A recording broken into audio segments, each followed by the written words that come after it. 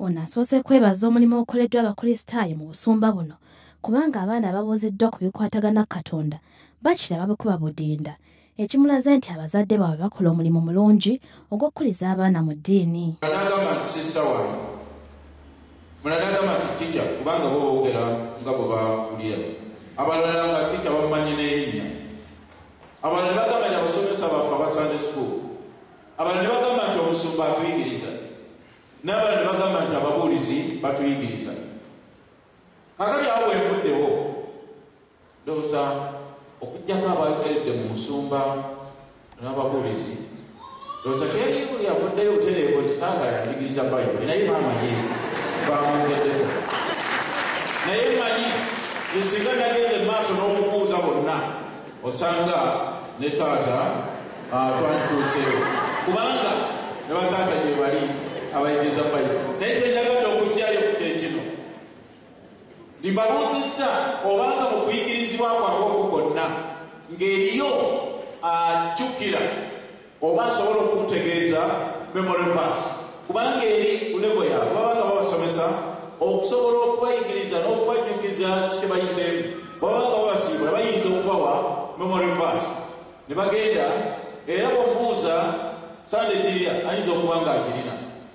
Katonda yeebazibwe kubanga abaana babadde basatu nga tebakubuulira bubuulizi lunyiriri lumu naye oli nga bw'atandika Zabbuli agimalako bw'atandika asoma ennyiriri nga 10 kale ekyo kiraga nti mukola omulimu mulungi. Katonda yeebazibwe olw'abaana abo n'obuweereza bwammwe. Omulabirizi agamba nti buli muzadde alina okubeera ekyokulabirako eri abaana abato era nga balina okulambikibwa obulungi mu kkubo lya Katonda ekinaabayamba okutuuka ewa Katonda nga tebalinaako bbala. Naye agambye nti ebyo byonna byabatuukako mubeere obujulirwa abatuukiddwako ki emirembe gino obujulirwa bwo bwasabira bano obujulirwa obwo bufaanana butya era bwabuwulira ddamu amaanyi. Oyagala Katonda wo n'omutima gwo gwonna n'amagezi go gonna kubanga bw'ogamba ebyo bitegeeza omwagalira ddala nga tolina keweerekeddeyo bw'ebeera nnyumba tolinaamu kanyomero k'ogamba nti wano tatuukawo buli wantu wonna akola ki atuukawo. Kitegeeza oyinza okwogera ng'omuwandiisi wa Zabbuli ya 24 olunyiriri olw'omusanvu nti muyimuse emitwe gyammwe muyimuse emitwe gyammwe era mugguleewo mwenzigi kabaka ow'ekitiibwa akole ki. Luwalira asinzidde wano neyennyamira olw'ebikolwa ebikyamu ebibutikidde eggwanga lino okuli obubbi bwa ssente mu gavumenti kyokka ng'ogenda okulaba ng'amannya ge balina ga kikristaayo ekintu ekyennyamiza ennyo bannaddiini.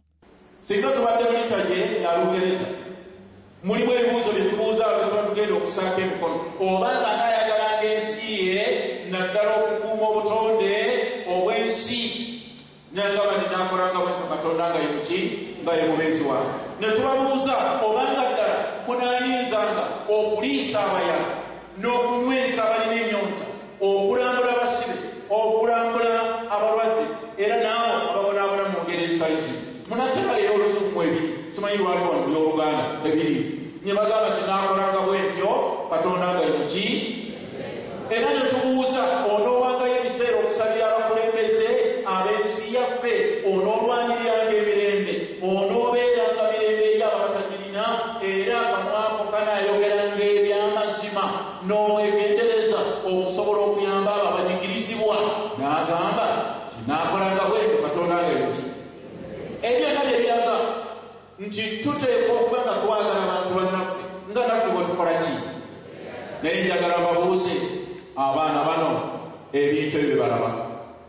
Tuli mu nsi yaffe gye twagala ennyo era Katonda gye yatuwanga makula naye omuntu atuuka atya okubba obulindo n'obulindo bw'ensimbi nga nkimanyidde ddala nti ensimbi ezandibadde zigasa oba malwa